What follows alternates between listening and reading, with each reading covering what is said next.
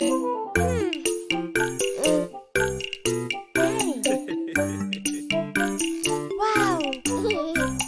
You should paint your piggy bank. If you want some money in the bank, we'll put money for each colored bank. And we will paint all of them now. Which color should I use to paint? I'm painting the piggy bank red.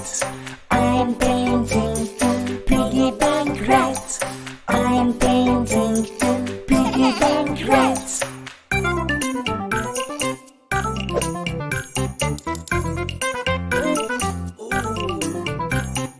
Which color should I use to paint? I'm painting the piggy bank yellow. I'm painting the piggy bank yellow. I'm painting the piggy bank yellow.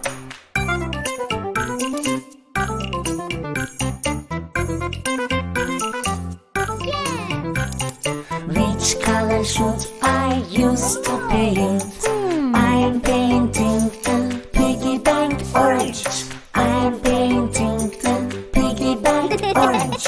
I'm painting the piggy bank orange.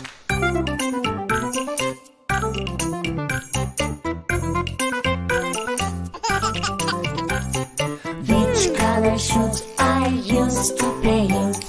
I am painting the piggy bank green.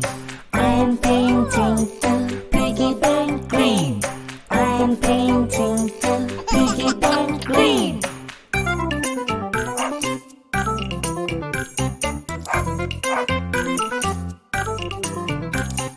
Which color should